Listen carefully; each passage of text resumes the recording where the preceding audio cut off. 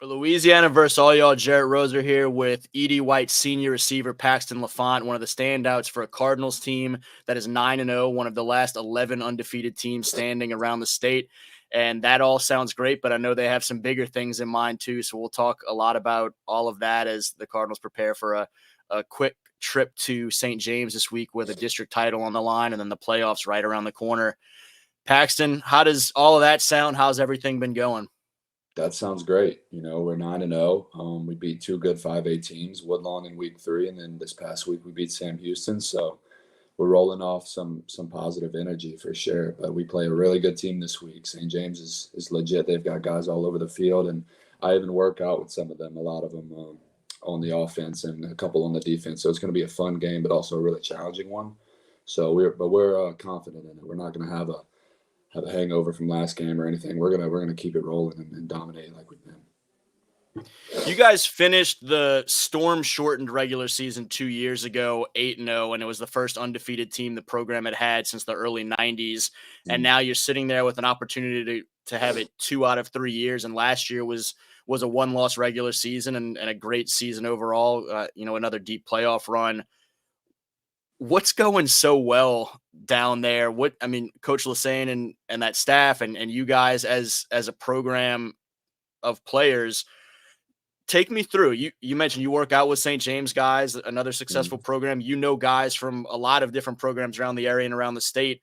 When you look at what has enabled this run of success to be established at E.D. White, how would you kind of describe the culture and the day-to-day and year to year down at y'all's place?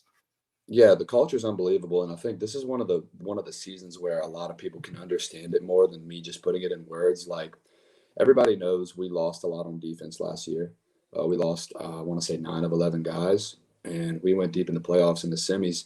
And the question before the season was what are we going to do about it? And look at us now. We're 9-0. These young guys stepped up, so that kind of really says a lot about our culture and about our kids. They work hard. Our coaches, they work hard. They want us to be successful. That is their number one goal. They're there so that we can be successful in high school and after. So that just kind of speaks for itself. That's a great example. It's a good thing to have this year so that a lot of people can understand that, no matter the limitations, we're gonna ball out and we're gonna get these guys up. Offense, we kept a lot of specialty guys. We kept a lot of we just lost a lot of linemen, but as you see, our offense is rolling. So that's another example. We stepped up. Those linemen stepped up, and the culture is just you don't give up. You work and you earn your spot, and when you do, you execute. When you guys were coming into this year, what was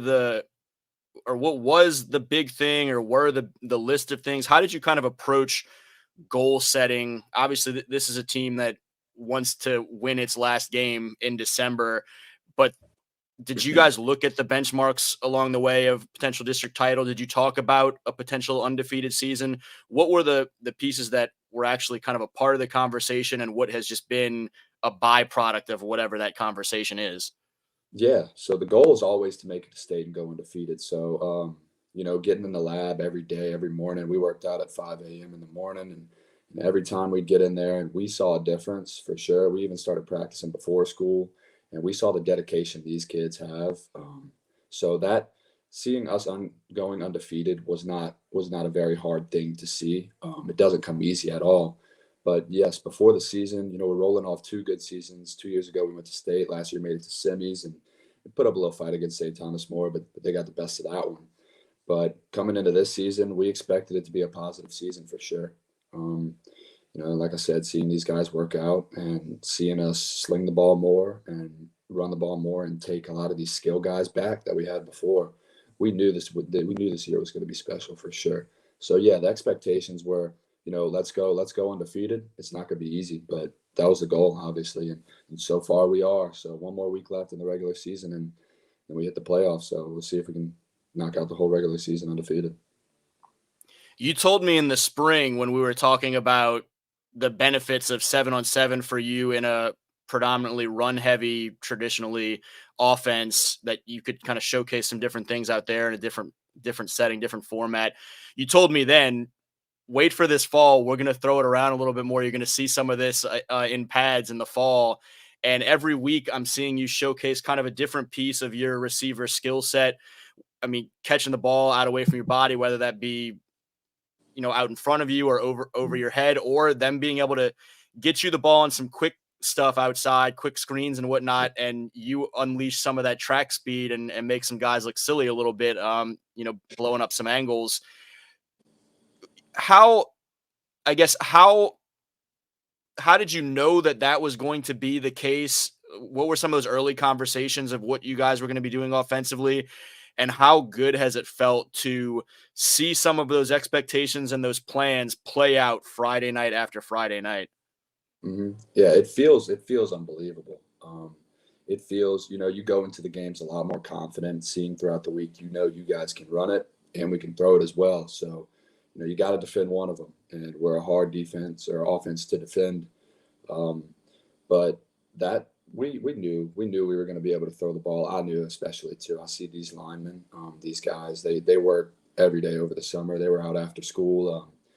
They work all the time. And our quarterback, great kid, Jake Sternfels, he's come up a lot with his arm, and he's definitely stepped it up throwing the ball.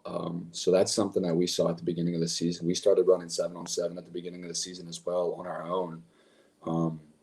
Just against our defense, and going against our defense was a good challenge as well. Our defense is amazing. So just Jake being able to throw the ball and all our guys being able to block, we knew that throwing the ball was going to be a key and it was going to work. But the run game works too. And that's what I think is makes us really, really hard to stop for sure.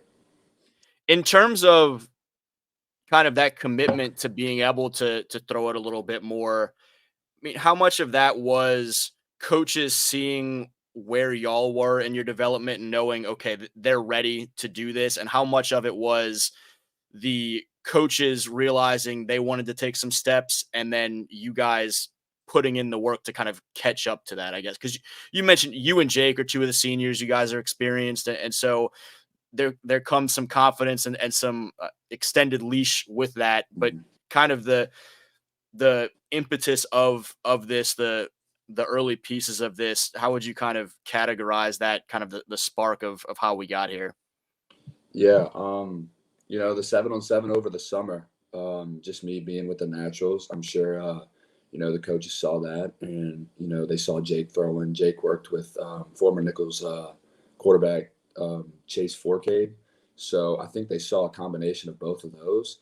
And all of our receivers, we blocked from when we were young, and seeing us go in the shotgun is really appreciative of us, and we want to execute. We can't mess up, or else it might not be, the ball might not be in the air as much. So us as receivers would love the ball in our hands. So we really appreciate the coaches for giving us that opportunity, and changing the program a little bit from a throwing standpoint, because we've always been a run heavy offense. And we've thrown it in the past. We've had some good receivers come through and good quarterbacks come through in the past, but this year I feel it's different. And yeah, we appreciate what the coaches are doing, and they're trusting in us. Like I said, they want us to be successful.